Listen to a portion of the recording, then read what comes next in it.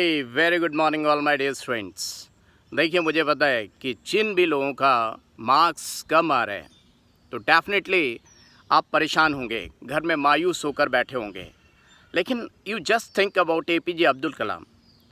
जब वो पायलट बनने के लिए एग्जामिनेशन दिए थे and he was not selected, और आप अगर हिस्ट्री उठाकर देखेंगे या किसी चैनल को उठाकर देखेंगे तो जब वो बहुत परेशान थे, मीन्स जेबर सिस्टर का जेबर था वो बेचकर, तो वो कैसे वहाँ तक पहुँचे थे। और उसके पास जब वो पहुँचे हरिद्वार, ऋषिकेश, वहाँ पर वापस जाने के लिए उनके पास टिकट का पैसा नहीं था बच्चा। और मैं उन गुरुजी का नाम भूल गया जिस आश्रम के बाहर, मतलब थोड़ा दूर, वो गंगा नदी के पुल पर एक बना सा पतला सा, मेन पुल नहीं, पतला सा, उस पर चक्कर काट रहे थे। उनके मन में क्या गुजर रही होगी वो तो उन्होंने गुरुजी को बताया और बहुत कुछ बताया, लेकिन उसका जो संक्षिप्त विवरण दिया गया है, थोड़ी सी बात जो पता है वो ये है कि he was really very sad कि उनकी ज़िंदगी लुट गई, अब उनके पास कुछ नहीं बचा। पायलट बनना चाहते थे। तब गुरुजी ने उनको समझाया कि देख, अगर तुम्हारे इतने इंटेलिजेंट होने के बाद, डेडिकेशन के बाद, सब कुछ होने के बाद, if you are not getting selection over there as a pilot, इसका मतलब तुम्हारे लिए ऊपर वाले ने कुछ बहुत इससे भी बड़ी बात लिखी हुई है। देखिए, मोटिवेशन हमको ऐसे नहीं मिलता, जो वास्तव में घटित हुआ है, सच में हुआ है, उससे ही मिलता है। तो डॉक्टर एपीजे अब्दुल कलाम से बड़े शख्स कोई भी नहीं है। और आप सबको ये पता होगा कि वो पायलट के एग्ज़ाम में पास नहीं हो पाए थे, ऐसे ही लिखा जाता है। ऐसे कोई नहीं लिखता कि फ़ेल हो गए, क्योंकि आप अगर बोर्ड्स में फ़ेल होते हैं तो लोग कहते हैं आप फ़ेल हो गए, लेकिन नीट के लिए अगर आप फ़ेल हो रहे हैं तो वो फ़ेल नहीं बोला जाता, क्योंकि सभी फ़ेल होते हैं, पास होने वाले बहुत कम लोग होते हैं। तो उनके मन में तरह तरह की बातें, कुछ लोग कहते हैं कि वो कूदने वाले थे नदी में, कुछ लोग कहते हैं कि नहीं, वो उनके अंतर्मन में अपने आप से लड़ाई चल रही थी। तो डेफिनेटली इतना शानदार व्यक्तित्व, वो कूदने वाले तो नहीं थे, लेकिन हाँ, उनकी उलझनें बहुत थीं और मन में बहुत सी बातें चल रही थीं।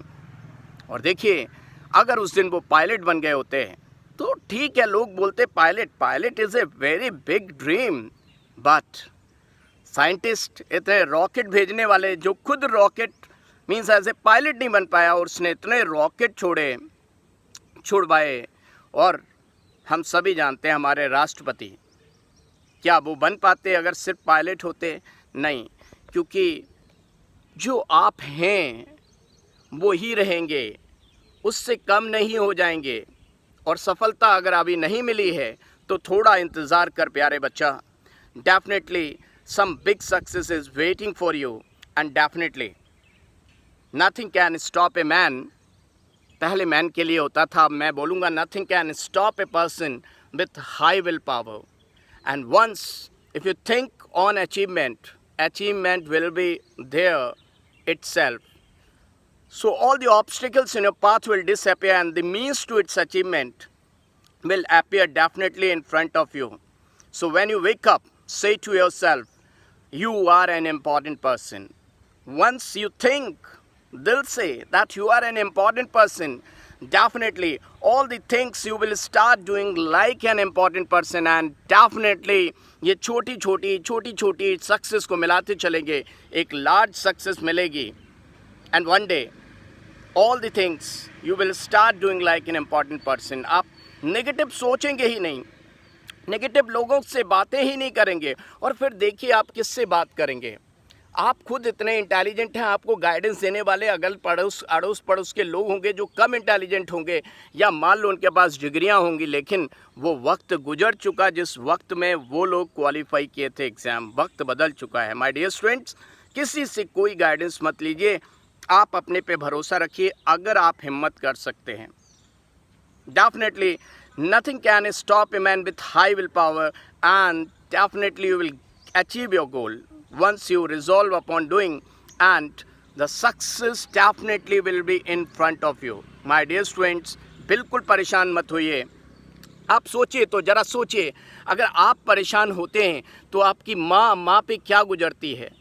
तू कितनी अच्छी है, प्यारी प्यारी है ओ माँ, ओ माँ। माँ कितनी परेशान होगी, क्योंकि पिता तो सह जाता है। कहते हैं ना, समंदर पीर का अंदर मगर मैं रो नहीं सकता, ये आंसू प्यार का मोती मैं इसको खो नहीं सकता। तो पिताजी नहीं रोएंगे, लेकिन उनके अंदर भी जो जलजला और भरा हुआ है वो नहीं दिखा सकते, लेकिन माँ परेशान हो जाती है। और याद रखिए, रुक जाना नहीं तू कहीं हार के, कांचों पे चल के मिलेंगे साए पहाड़ के। ओ राही ओ राही ओ राही ओ राही। और लास्ट में आपको लगता है कि आप ही गम से गुजर रहे हैं और आपकी ही झोली में सारे दुख आ गए हैं, तो याद रखना, बाहर निकल के देखिए, किसी के पैर नहीं, किसी के हाथ नहीं, किसी का कुछ नहीं, किसी का कुछ नहीं है। तुमको ईश्वर ने सब कुछ दिया है। दुनिया में कितना गम है, अपना गम सबसे कम है। औरों का गम देखा तो अपना गम मैं भूल गया। दुनिया में कितना गम है, अपना गम सबसे कम है। याद रखिएगा, और यही हकीकत है। तो रोने के लिए आपके पास कुछ भी नहीं है।